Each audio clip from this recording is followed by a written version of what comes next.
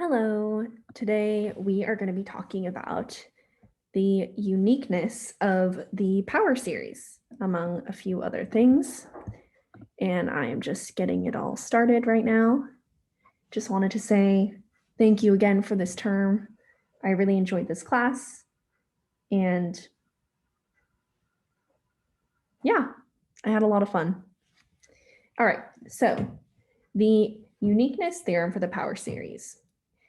So let the series from 0 to infinity of c of n times x minus a to the n, and the series from 0 to infinity of d of n times x minus a to the n be two convergent power series such that they equal each other for all x in an open interval containing a. Then c of n equals d of n for all n's greater than or equal to 0. So in other words, what this is saying is that if you have two series and they both converge in the same open interval, then the coefficients will equal each other. And this is something that is very unique to the power series. And then the formula for the Taylor series of a function f of x centered at c will be the series from 0 to infinity of the nth derivative of c times x minus c to the n all over n factorial. Okay, this is going to be very useful. And so then for the problem, write down the Taylor series of the function f of x is equal to this centered at 2 and calculate the interval of convergence. So this is f of x when c is 2. So I'm going to take this part and use u substitution and integrate. So I'm going to set u is equal to 1 plus x, then du is 1 dx. Then I just take the integral of 1 over u squared du, which is going to be equal to negative 1 over u plus c. Then I plug back in for u, and then you're going to get negative 1 over 1 plus x plus c. But I know that it's going to be centered at c equals 2, so I need to do a plus 2 minus 2 to rearrange this so that I can get it into the geometric series form. And we know from the geometric series that we can use this equation, right? So if we want to use this equation, we need to get our formula into 1 over 1 minus r. Okay, so with some algebra, you take this, you do the plus 2 and the minus 2, then you just rearrange it a little bit, and it becomes negative 1 over 3 plus x minus 2. But then you know that it has to be minus minus if you want to get the 1 minus r on the denominator. So that's how you just rearrange this, because a plus sign is the same as a minus minus. And then once you do that, you have to pull out the 3 because you know that this has to be 1 over 1 minus r. This has to be a 1, not a 3. So then you pull that out in front to get negative 1/3 out there. And then this is in the right form. So then you put all of the pieces together. So this is the constant that we pulled out in the beginning, like from the original equation.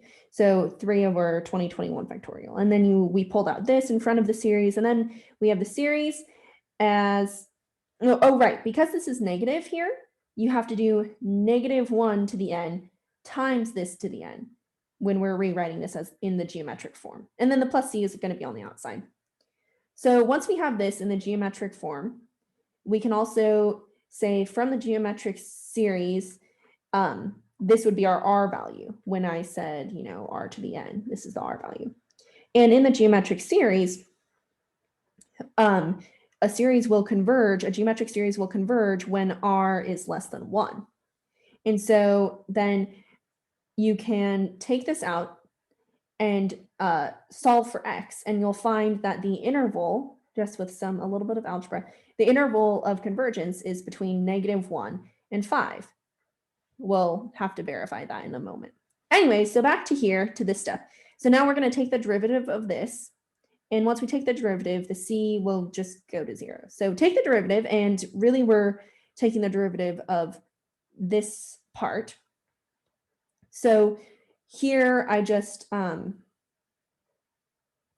this is the derivative of that part, right? Because x minus 2 to the n, the derivative of that is n times x minus 2 to the n minus 1, which is right here. And so this is the derivative. And then if I just wanted to use a different index, like if I wanted to use 1 instead, then I just need to add 1 to the n's, like this. And so these two equations are the same, just with different indices. Okay, and then for the interval of convergence, I can use the ratio test and to confirm that -1 to 5 is the interval of convergence. So in the ratio test, it's rho is equal to the limit as n approaches infinity of the absolute value of a of n plus 1 divided by the absolute value of a of n. And so here's what we're doing that process down here. So this is a of n plus 1, and this is divided by a of absolute value of a of n. So then, these end up canceling out, and you're left with, big surprise, rho is equal to the absolute value of x minus 2 over 3. And then we know from the ratio test that in order for this to converge, rho, the absolute value needs to be between 0 and 1. And that's absolute value. So then you just solve this the same way that we were solving it up here, and you'll find that the interval of convergence is -1 to 5. And then you also have to check the endpoints when you're using the ratio test. And so when you plug in, sorry, we're going to switch over here. So when you plug in 5, which is the upper endpoint, you'll get that the series will diverge at that endpoint because it'll be oscillating. And then when you plug in -1, which was the lower endpoint, you'll find that it will diverge to -infinity. So that's how we know that when we go back over here, these are going to be curved and not bracketed because at the endpoints, it's diverging. So that has to be in between these points is where it will be converging. Okay, so then for part 2b, write an expression for the 20/21st derivative of 2 using the Taylor series above. Okay, so this is when we're actually going to apply the uniqueness theorem for the power series to problem number 2. So because of the uniqueness theorem, we can set this part here and this part here equal to each other. Obviously, in this case, the c is going to be 2, and then it's going to be 20/21. I mean, you just have to plug that in there. So then you'll see that the 20/21st derivative, right? So when n is equal to 20/21, and then when n factorial is 20/21 factorial, and where c is 2, right? That's this stuff. Okay, just look at that. And then you plug in this stuff over here. So these are the constants. Those didn't change at all. And then you just take this part out here and put that in here.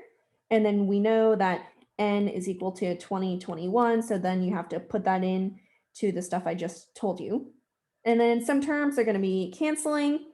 And then you just do a little bit of algebra, right? 20/21 factorial cancels, and the 3 canceled. And then you're left with the 20/21st derivative of f of 2 is going to be equal to -2022 all over 3 to the 2022.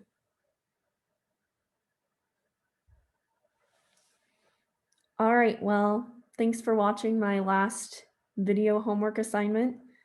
Just want to say again, thank you so much for everything. I learned a lot of math this term. I know it wasn't easy with COVID, and I will miss this class.